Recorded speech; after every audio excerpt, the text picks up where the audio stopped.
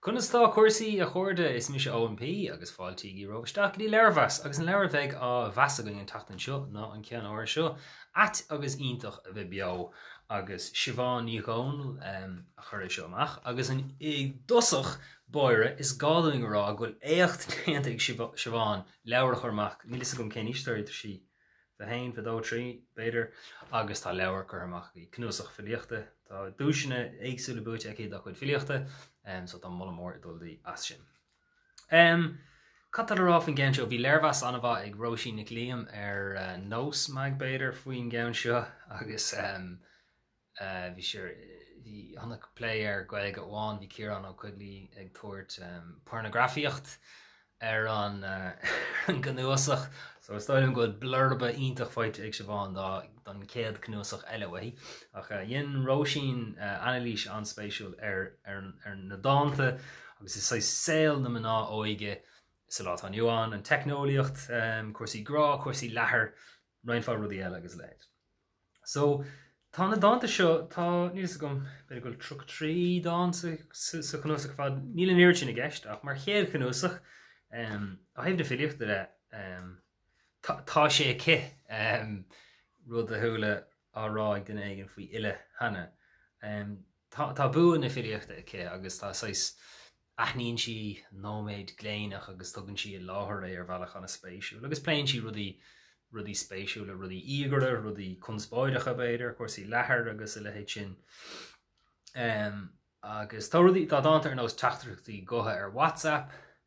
An nuair smó talasúnú beidir ná gur dáanta iad seo bhreafa tá faoi thionnachar méid áirithe beidir ag filiocht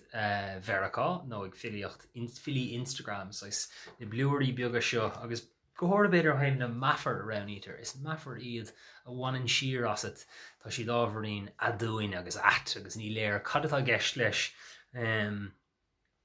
dá bhéting teacht ar hampla bheith sé dechar hampla nuair haslíonn sampla wet ach is rudí luann si íomhána agus rudí agus an sin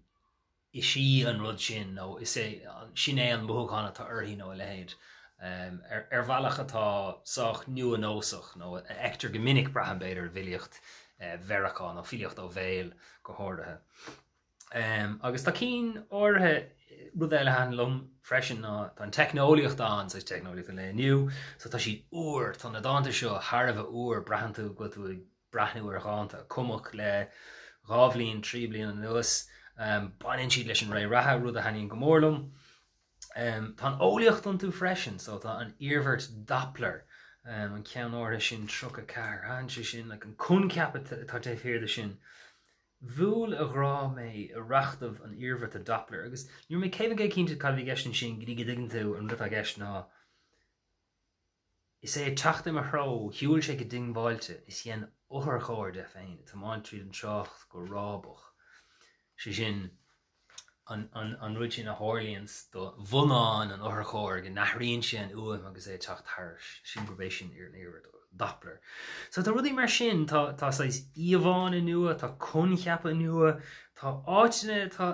na háitine luúitir san na dáanta agus na raircan agus rudí a hálíonn an tú tá siad 4 uair is go feic an babal agus sphinx sfeicó ag scaoile elephant an Renault Clio catacomí na cóir de scoile tá sé uair tá lánlaí tá raven sin tá gin and tonic uaire baintle sin mar asin so pléann sé na ceistin na móra tá ag dóna garbh ag glúin óig an léinniu. So ar numlan hain silum tá lánadí maithe ann. Tá lucht mór amháin ar an gnúsach seo agus luigh Róisín Nic Liam ina leirmhas siise agus tá sé siúla sunú uaireanta ar leir le cuiscéim ach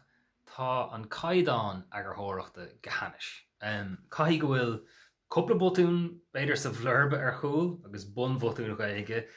beidir go bhfuil trí botún ar gach leanach nó níos mó agus tá na botún cho rialta sin agus có donna sin go dagan siad idir tú agus an rud a hiiscint uaireanta So tá Siobhánach trílach san na dáanta seo baní si úsá as tan an léniu, baní si úsá as rudí trílacha meascán focail agus a lehéid. Ach uaireanta níl tú an rá an botún é nó an é nach diggin tú an rud nó an bhfuil rud uair nua a thrial. Agus chuann sé sin go mór isteach ar an léthóir. Uaireanta tá sé dechar línta a hiiscint dá bhrí sin. So tá an feibhne seo an ó thaobh na profála agus ó thaobh na gramadaí. Ach fiú is cínta go gcearách tuile agurthóireachta le reinfád na dáanta freisin. Tá dul éire antú in áiteine nach bhfuil dul éir i gceist beidir nó nach dastíon dul éire. So is cnúsach anna wathe ar go leor bailí agus tá rudí láidre rudí dána is breal an cico dána atá sé céco thuras atá sé céco díirithe ar héil an duine sa látá nuán an lethir tá sé raus tá sé iontoch pléin si rudí conspóideach agus le héit sin ach tá an caiidán agurthóirte go hanis go gcuireann sé isteach ar an léthóir annachchuid agus beidir go duine putmeastar puintáilte mé agus beidir nearfá sin ach tá sé ar levels cnúsach seo nachfuil feice gom le fada lá agus banan sé go mór ón gnósach rud atá anmhránach mar tá rudí iontacha árás a chnúsach. Go háirthe rudí sin atá uair agus níor tá uaire agus níor tá sríanta na filiachta á sína amach againn caiimiid a bheith cínte go an rud ceart nó an go dtigan an léir cad atá ceart. So tá bun aim na cumarsáide briste sa chás sin. In anón sin tá sé go má agus tá baimméid súil leis an géadchnúsach eile ach dá réire ní gom cad is féidir rá just tá botún chlóán agus an sin tá botún chló ar level seo atá go hanis a hagan idir tú agus taithneamh na léthireachta. In anón sin bhling é agus ionintach a bheith beo le Siobhán ní gáinil contas ar héil na maná